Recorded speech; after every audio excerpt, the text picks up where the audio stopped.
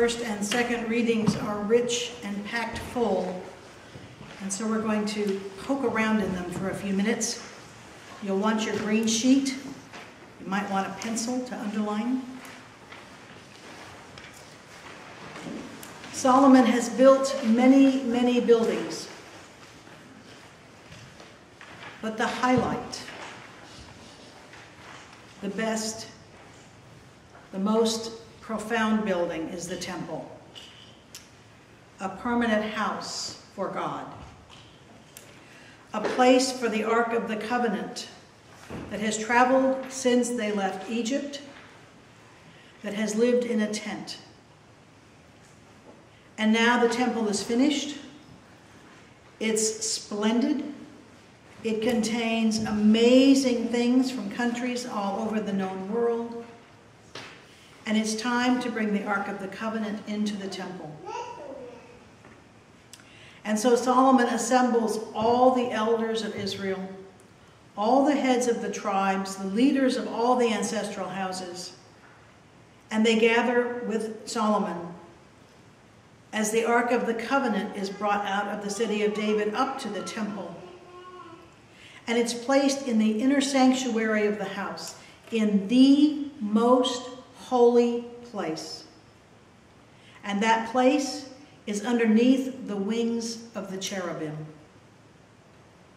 The priests place the ark there and they come out, and a cloud fills the house of the Lord, fills the temple so full that the priest cannot stay inside and minister because of that cloud.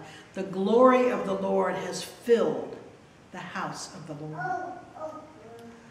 Now, if you look at the citation over on the right, you'll notice there are some verses missing in this reading. One of those verses talks about what is inside the Ark of the Covenant. It's a chest. It's a big box. And we know it's big because it takes men with big, long poles to carry it, or it takes an ox cart, something big enough that oxen can pull it. And we've heard stories this summer about how it almost tipped over and people had to ride it and all kinds of things like that. Well, one of the verses, verse 9, tells us what is in the Ark of the Covenant. Now, I never stopped to think about what was in the Ark of the Covenant until I stumbled across this verse this summer. Do you know what's in there?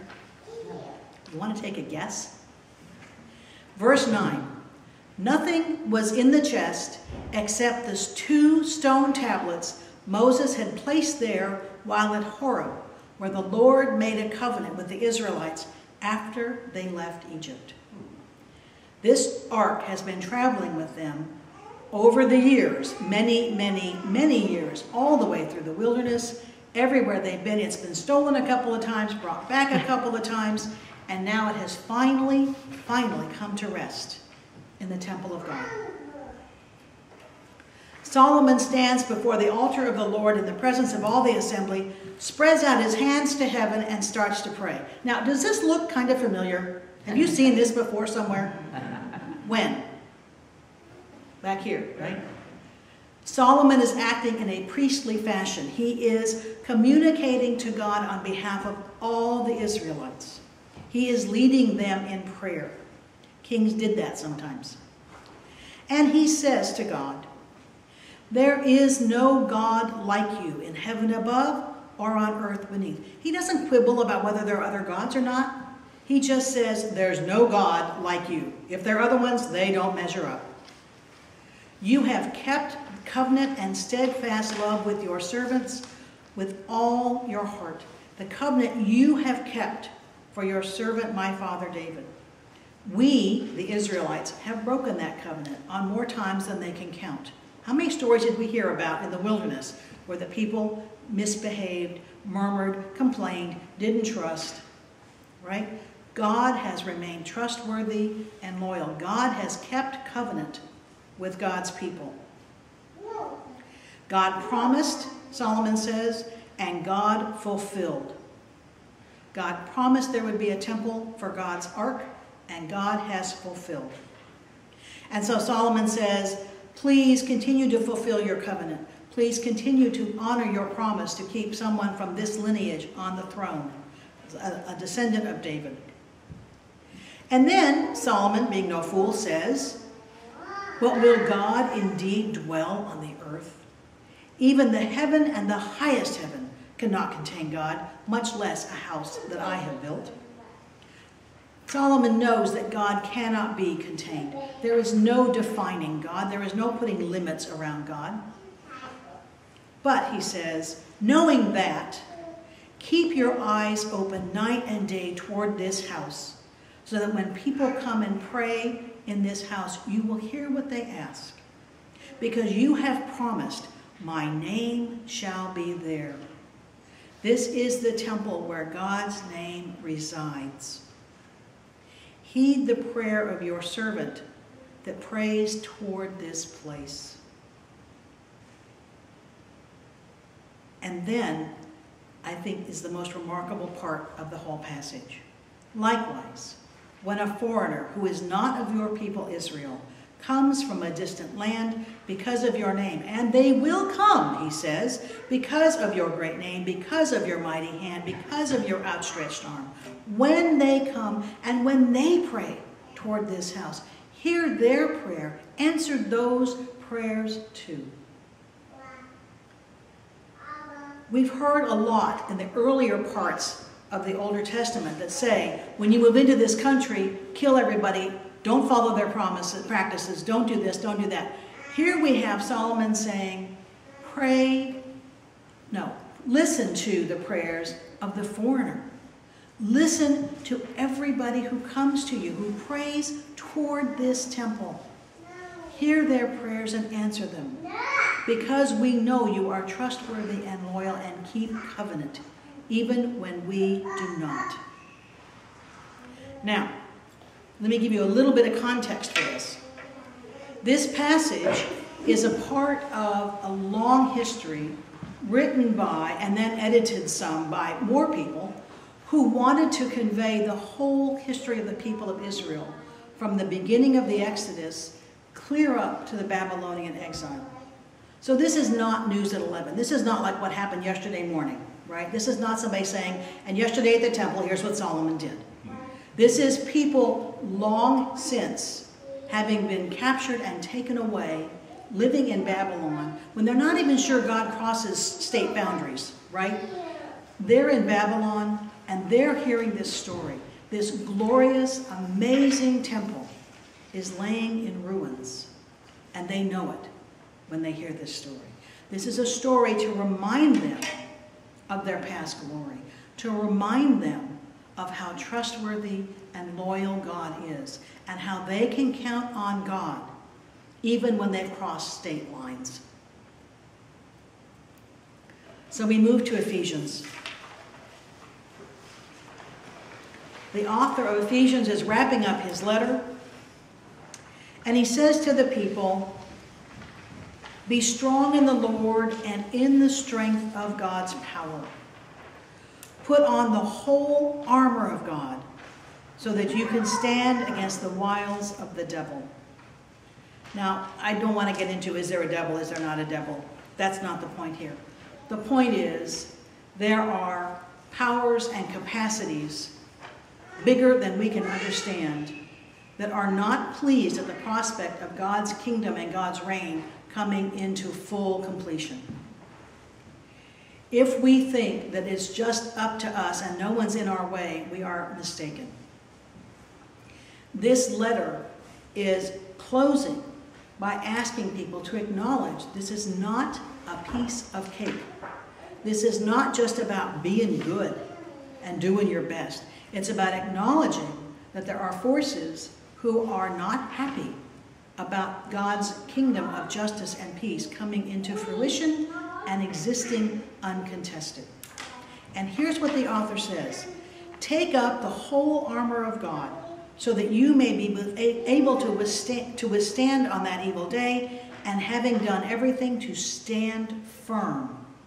To stand firm for justice and peace. And here are the tools you have available to you. Fasten the belt of truth around your waist. Put on the breastplate of righteousness. As shoes for your feet, put on whatever will make you ready to proclaim the gospel of peace. With all of these, take the shield of faith, with which you will be able to quench all the flaming arrows that are sent against you. Take the helmet of salvation and the sword of the Spirit. And the sword of the Spirit is the Word of God. That's the first tool that goes on offense. Everything else to this point has been defensive. This is an implement for which to conduct an offense. The sword of the Spirit. And the sword of the Spirit is the Word of God. God's words will be sharp and penetrating. That's your tool. Remember, we've talked about prophets who go out and make a pronouncement of the Word of God. And as soon as they speak the words of God, those words are moved into action and accomplish what God has proclaimed. And the Word of God never comes back empty. Then he goes on and says, pray in the Spirit at all times in every prayer. Pray for me, so that when I speak, a message may be given to me to make known with boldness the mystery of the gospel. He doesn't have diagrams. He doesn't have clear explanation. He can't prove anything. All he can speak to is his own experience of the mystery of God and God's love. He calls himself an ambassador in chains, and he says, pray that I might declare it boldly, as I must speak. There's no way he cannot speak. So he's asking for help to declare it accurately and with God's power. Now, I want you to go back and look at those tools: the truth, righteousness, faith, peace, salvation, the Word of God. These are not human virtues.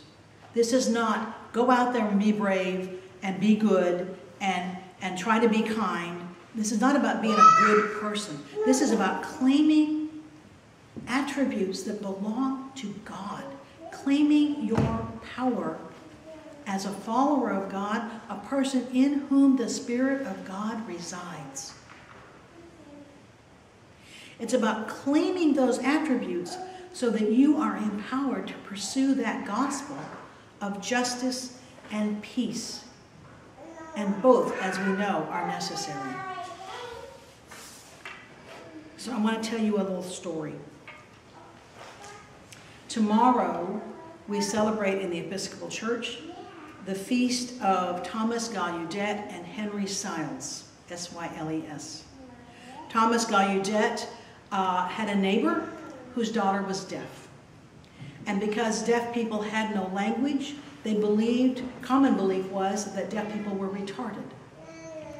The neighbor didn't think his daughter was retarded because she seemed to notice what was going on around her. And so he asked Thomas Gallaudet if he could work with his daughter. And Thomas became convinced that she was not retarded, indeed that she was quite bright, but she simply lacked language. And so the neighbor encouraged Thomas to travel to Europe to find out what they were doing for people who were deaf. And so he went to England. And in England, the people were very secretive. They wouldn't share what they were doing. He just kind of had to observe what was happening around him and see what he could pick up. And the people in England were teaching the deaf to read lips. And that's all they were doing. And so he traveled to France. And in France, they couldn't wait to help him. They couldn't wait to show him what they were doing. They couldn't wait to explain why they were doing what they were doing. And what they were doing was teaching sign language, teaching the deaf to speak with their hands. And so American Sign Language is built on French language structure as opposed to English language structure, because that's where it came from.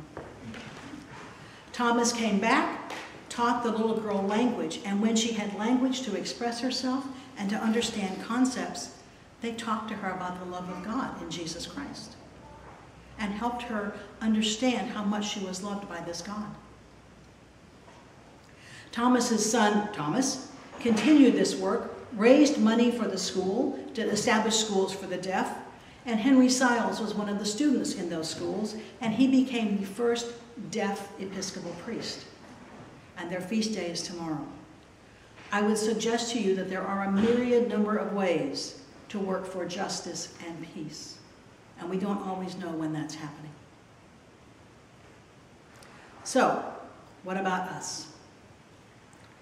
Do we believe what Solomon believed and what Solomon prayed? Do we live our lives in a way that conveys our belief that God is trustworthy and faithful, even when things seem to be in ruins, or hopeless, or overwhelming? Do we act as if we believe that God hears us when we call God's name? Do we claim the power we have available to us to work for justice and peace? Do we speak out when we see injustice? Lives in a way that reflects the peace of God? If your response is occasionally no, and mine is more often than I care to admit, let me offer you a phrase I learned from 12-step programs. Fake it till you make it. In 12-step programs, they tell people, if you think this is true but you're not really sure, act on it anyway. See what happens. Learn from that experience and then move forward. And many, many times, people who are willing to take that risk learn that what they thought might be true is indeed true, and that it's safe to change their behavior. Do it whether you believe it or not. If you're not sure, or if you feel fearful, consider what you're considering doing, and then do it anyway. Now this is where I think the gospel comes in this morning. We've talked for 5 weeks now about Jesus being the bread of life, and I'm not going there again. But I want to look at the very last bit of that gospel, where Jesus turns to the 12 and says, are you going to leave too? Now it's very eloquent in the gospel reading. Simon Peter says, God, how can we do that? We know that you're the Lord of life. We know you've got the answers. Of course we're staying. Now, we're talking Simon Peter. We're talking Simon Peter who got out of the boat and walked on the water and started to sink. We're talking Simon Peter who said, yeah, right, I'll try that side of the boat. You don't fish, I do, but if you think this is where I should fish, I'll fish over you. Oh my God, there's a fish. That's Simon Peter, right? Here's what I think happened.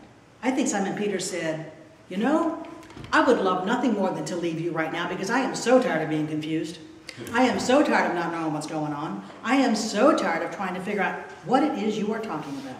However, my quest in life is for peace and the love of God and to know that I am who I am called to be. And you're the one that has those answers. So yeah, I'd love to leave, but I can't. I'm in it for good. I'm here. I'm yours. I have no choice. May I speak boldly the mystery of God. Do you hear the connection? I found a quote this week from Brother Kevin Hackett, Society of St. John the Evangelist. Discipleship is not an insurance policy against grief or heartache or injustice. It is not a buffer to sorrow and disappointment. It is, in fact, something better, an assurance that God has entered fully into the suffering of this world and our lives, and is there with us and for us. What one thing can you do this week to work toward peace? What one thing can you do this week to strive for justice? Will you do them? Amen.